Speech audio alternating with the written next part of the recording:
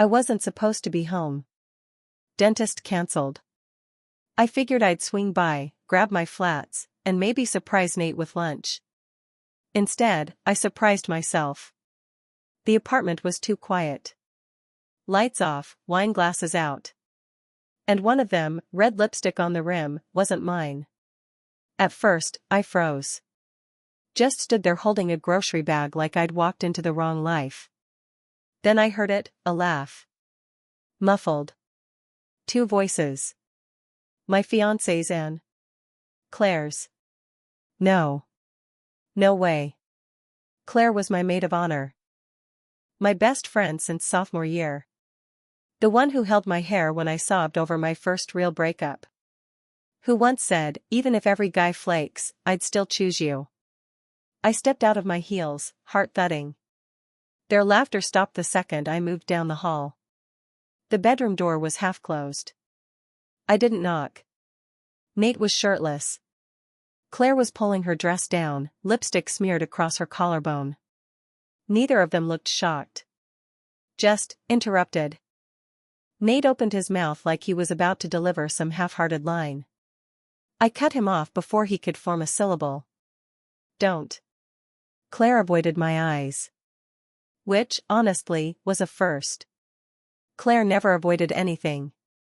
She stared down bosses, exes, even cops once during spring break. But not me. Not now. That told me everything. I didn't scream. I didn't throw anything. I just looked at the two people I loved most in the world and realized I didn't know them at all. I turned and walked out. Still holding the bag of groceries like I was coming back. But I wasn't. The next morning, I canceled everything. The venue. The photographer. The caterer who charged us extra for signature custom cocktails Nate insisted on naming after his college dog. Gone. My mom cried, but not for me. Do you know how humiliating this is? She wailed. People already booked flights, Ashley. Sorry, Mom. Didn't mean for my life implosion to ruin your brunch seating chart. Claire didn't reach out. Not even a fake apology text. Which was wild considering she once cried over a stranger unfollowing her on Instagram. But betraying her best friend? Radio silence. Nate left me one voicemail. I know I messed up, but don't you think this is kind of dramatic? Blocked. Then came the fallout parade. A friend Venmo'd me for her share of the Bachelorette Airbnb, the one Claire picked out. I nearly laughed. That was the first time I felt anything close to rage. I checked Instagram out of habit. Nate and Claire were at a brewery opening downtown. Her hand was on his chest like she'd always belonged there.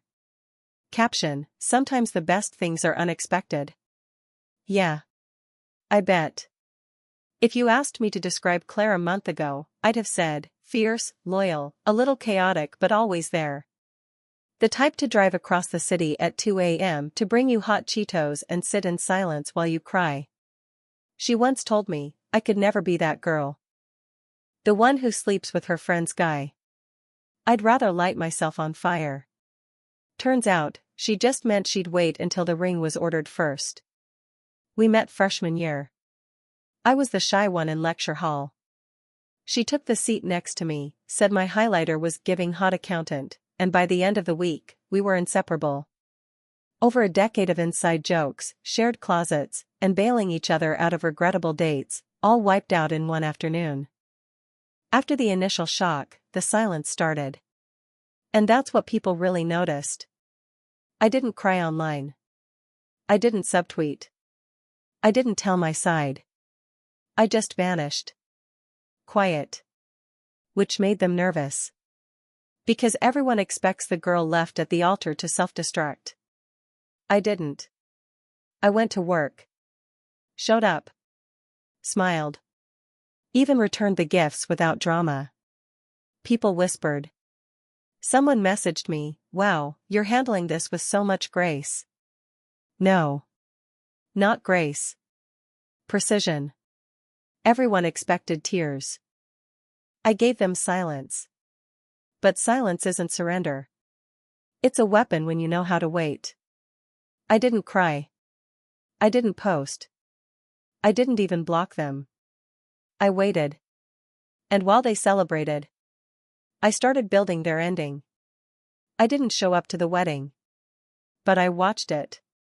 Not the whole thing, just long enough to see her walk down the aisle in the dress I helped her pick out 8 months ago, back when I thought she was my best friend and not the reason I was canceling floral deposits in tears.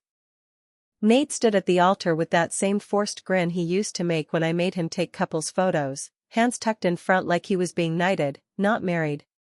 The livestream was glitchy. Comments filled the screen, heart emojis, compliments, random usernames cheering them on like this wasn't built on someone else's wreckage. I watched just long enough to know what kind of lie they wanted the world to see. Then I turned it off, put my phone in a drawer, and left it there. I moved out of the apartment the next day. I didn't take much. Left the TV, the couch, even the vacuum we argued about for 2 weeks on Amazon. I took my laptop, my camera, 3 bags of clothes, and my backup drive. That part's important. I didn't leave a note. I didn't announce it. I didn't even slam the door.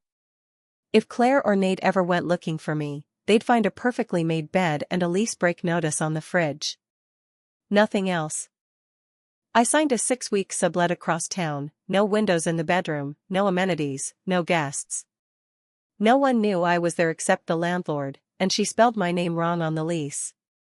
I didn't correct her. I liked it that way. People assumed I broke down. It's what they expected. That I stayed home watching rom-coms and crying into takeout boxes. I let them think it. It bought me time. And silence is easy to fake when no one wants to check in unless there's gossip involved. I started therapy. I went 3 times a week, told the therapist the surface version, engaged, betrayed, walked in on it, left. She asked what I wanted out of the sessions. I told her I didn't know. Which was mostly true. I didn't want to fix anything. I just wanted to stop looking like the one who lost. She told me that's not a healthy starting point. I didn't disagree. I just stopped answering her questions after that. Claire never changed her passwords. That was her fatal flaw. For someone obsessed with deleting browser history and hiding her screen in public, she never once updated the login for the shared folder we used for planning. Google Drive. Dropbox. Even Canva. Still under the same email she created in college. I didn't touch anything. But I watched. Every time she uploaded something new, branding documents, mood boards, mock-ups for her new business, I saw it. The logos were recycled from a pitch I gave at a marketing retreat 2 years ago. I remembered because I designed them in a motel room while she was asleep. She had dismissed the concept back then, said it was too aesthetic forward. Now it was her whole personality. I screenshotted everything. No edits. No interference. Just quietly watching someone rebuild their life out of my leftovers. 2 weeks in, I got a forwarded email from an old friend, Madison, someone who had stayed neutral after the wedding blew up. She wrote, "Thought you might want to see this. Didn't feel right not to." It was a launch announcement. Claire's. Subject line, "New era, new me." It was sent to mutuals. I wasn't on the original list, obviously, but Madison knew better than to pretend like it didn't matter. I didn't respond. I just archived it and added her name to a different kind of list. A few days later, I ran into Claire's older sister at a bakery. Not a coffee shop, this place was smaller, too bright, loud with espresso steam and kid noise. She saw me, paused, then walked up like we were about to have a civil conversation. "Didn't think you were still around," she said, smiling too tight. I didn't smile back. "I'm not hard to find." She leaned closer, like she wanted this to feel secret. "Claire said you had backup drives, she changed all the locks after the honeymoon. Said you might have copies of things she doesn't remember sharing." I didn't answer right away. Just held her gaze until she started looking over her shoulder. Then I said, she should probably be more careful about what she puts her name on. That was the end of the conversation. Nate got promoted that week. VP of Strategic Growth. I found out through an agency newsletter I still subscribe to. They used one of my pitch decks in the press package. I knew it immediately because of the title, Expand, Then Elevate, a line I wrote on a napkin in 2020 during an off-site strategy meeting. Nate hated it then. Called it too consultant. Why? Now it was headlining his brand feature in a local business magazine. I downloaded the PDF and saved it. They were moving up. Publicly, at least. Claire's Instagram got verified. Nate started posting expensive coffee and startup lunches with men in pastel button-downs. Their new inner circle was growing. All our old mutuals were engaging again, likes, fire emojis, party comments. They were reshuffling their world like nothing had happened. One night, I scrolled through Nate's feed from a burner account. Buried in a carousel of conference photos was a slide from one of my old workshops. Not a quote, not inspiration. A slide. Word for word. My name cropped out. I didn't report it. I took a screenshot and emailed it to myself. Subject line, still stealing. By then, people had stopped reaching out. The ones who stayed quiet during the mess assumed I wanted space. Or maybe they hoped the whole thing would just go away if they ignored it long enough. One girl I used to travel with messaged me out of nowhere, asking if I was doing okay now.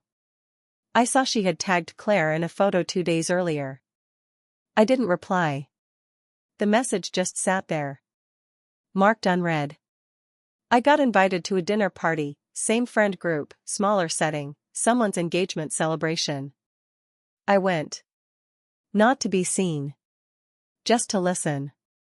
Nate and Claire weren't there, but they were mentioned. She's got a brand now, someone said. He's killing it at his new firm, another added. I stayed silent. Ate my pasta. Watched people pretend to admire a relationship built on garbage. After dinner, one of them caught me in the kitchen. You seem better, she said. I looked at her. I am. She opened her mouth like she wanted to say something else. Then thought better of it. She left her wine glass on the counter and walked out. Back at my sublet, I started organizing files. I labeled everything by date. Claire's branding folder. Nate's pitch deck theft. Instagram screenshots. Launch announcements. Event timelines. I didn't need a plan yet. Just the truth, in order. On a Tuesday, I walked by a digital billboard downtown. Claire's face was on it, part of a new branding partnership with a local women's leadership initiative. Founder. Disruptor. Visionary. I took a photo. Not because it hurt. But because by the time her face ended up there, I already had the one image that could ruin everything. They had no idea I was still watching. The first real crack was the sponsorship. Claire had partnered with a mid-sized lifestyle brand, the kind that does pop-up brunches and influencer retreats with flat whites and balloon walls. She posted the teaser like it was the beginning of her next big phase, soft focus photos, recycled buzzwords, and a long caption about female entrepreneurship. 3 days later, the brand quietly pulled the collab. No post about the launch. No shared stories. The link on her page redirected to a 404. One of their junior marketers followed me a few months ago. I didn't message her. I didn't need to. These things unravel on their own when you remove the screws. It wasn't just her. Nate's name vanished from an event he had been hyping for weeks, a leadership panel tied to his new role. The flyer went out Monday. By Thursday, he was gone from the lineup. One of the panelists posted a schedule update that didn't mention him, just thanked everyone for understanding. I found the original flyer and compared them. Same layout, just no Nate. No explanation. On his LinkedIn, he made a cryptic post about making space for integrity in crowded rooms. Only 2 people liked it. One of them was Claire. But viewers always want proof, something sharp enough to feel. So here it was, Claire's full website got wiped. Not a glitch. Not a certificate error. Gone. No homepage.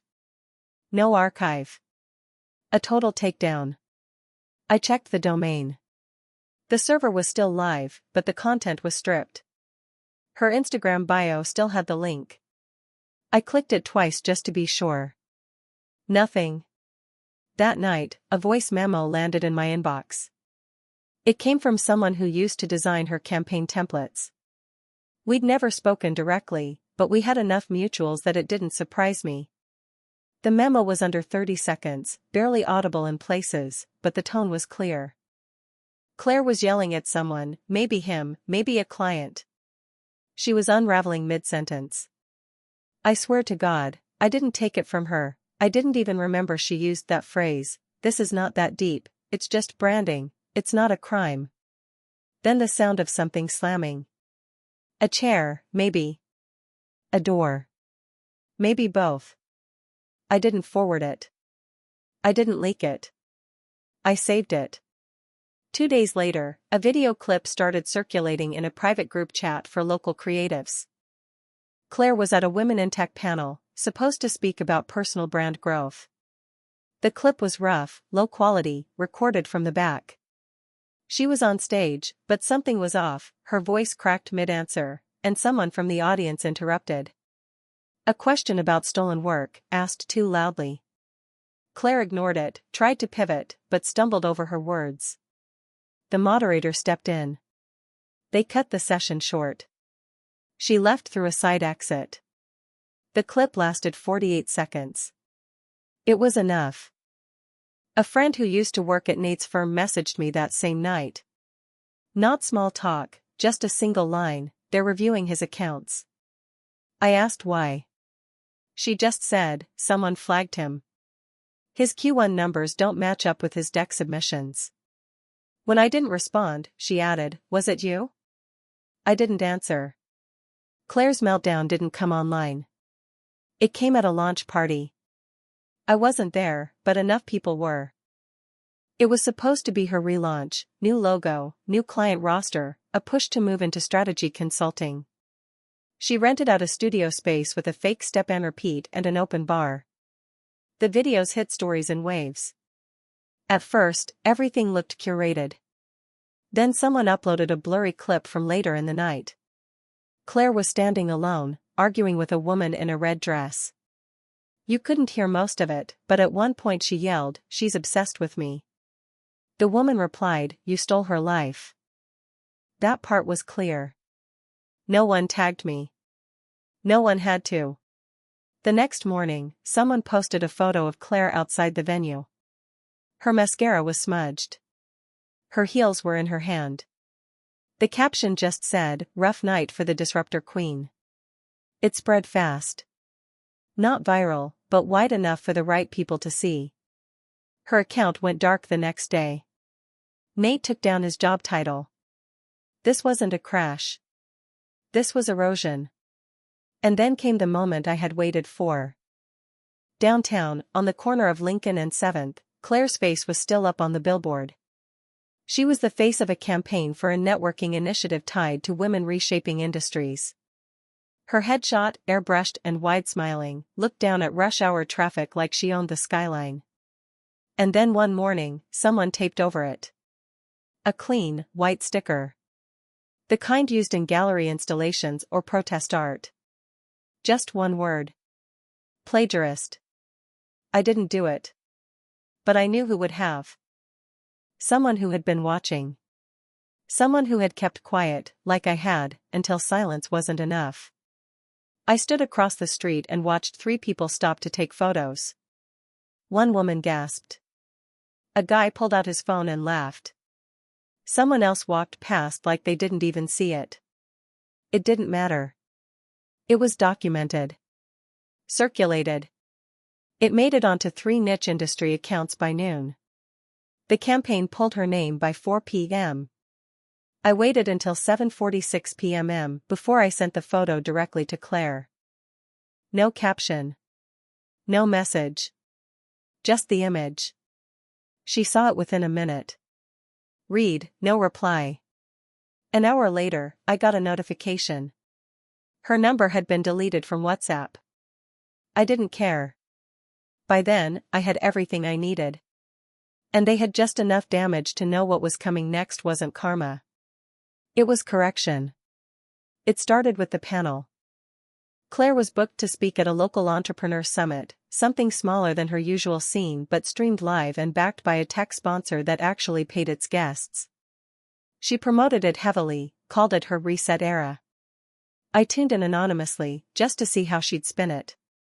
She walked on stage in her usual performative calm, blouse pressed, chin high, that voice she always softened when she needed people to trust her. 20 minutes into the livestream, the view count dipped fast. From 200 down to under 50. Comments froze. The moderator cut her mid-answer. There was a long pause, too long. Then the screen went black with an on-screen message, event temporarily paused due to unforeseen issue. It never came back up. Turns out, a clip from her pre-interview had leaked while she was on stage. In it, she rambled about refining her aesthetic vision and called authenticity a luxury not everyone can afford. But the real problem was the deck on screen. It matched a client pitch I had archived from 18 months ago. Word for word. Same structure, same phrases, even the same placeholder image I had once used as a joke. One of the summit's interns recognized it because she'd worked on that project with me during her internship. I didn't ask her to do anything. She knew what it was. She did what people with a conscience do when they see theft disguised as success. Claire didn't post after that. She didn't explain, didn't go live, didn't run PR. She disappeared. 3 days later, Nate's downfall went public.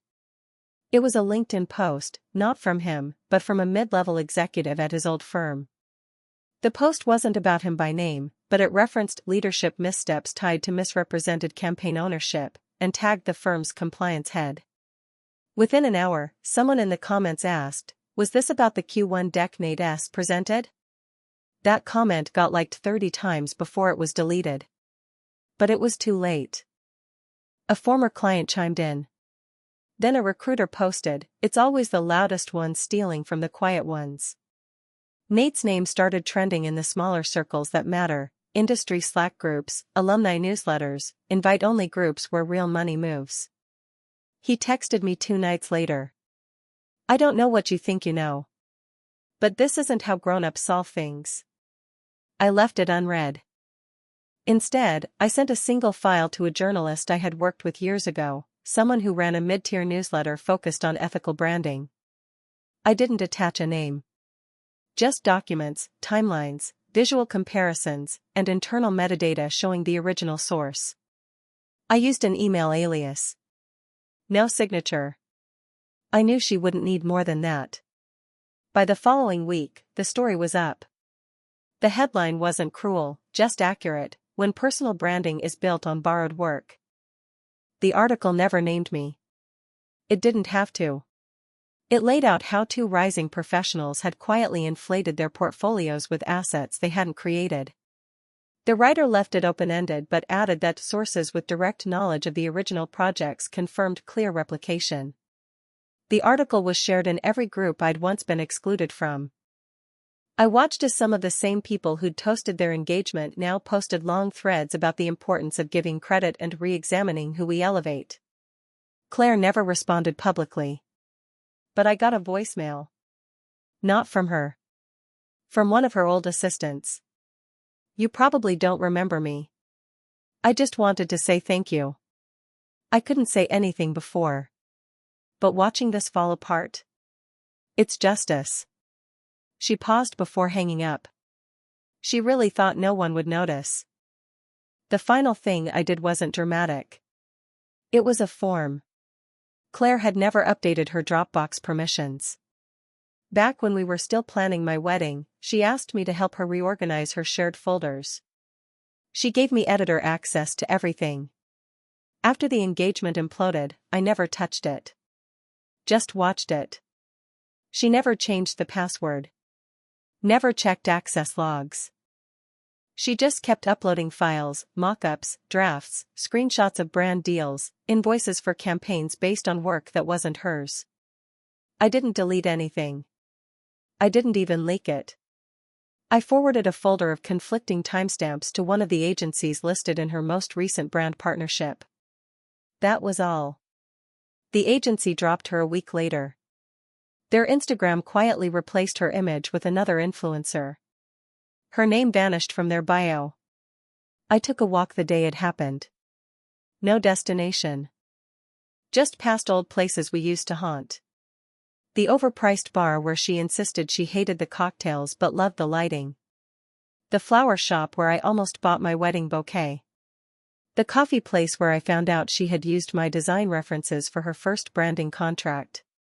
All of it still there. None of it changed. Then I turned the corner onto Lincoln and 7th. The billboard was still up, but stripped bare. Her name was gone. Her face replaced by a placeholder ad. Sun-bleached paper edges curling against the wind. A faint outline of her campaign title still visible beneath the new poster. Just enough to know something had been there and then removed in a hurry. Like it was never supposed to be remembered. I stood there for a minute. Then I pulled out my phone, snapped a photo, and texted it to one number. No caption. No context. Just the image. I knew she'd know what it meant. I never got a reply. And that was the point. They thought I'd disappear. That I'd cry, beg, vanish. I didn't. I just made sure when they fell, they did it in front of everyone. And when it was done, I walked away. Quiet. Whole. And unbothered.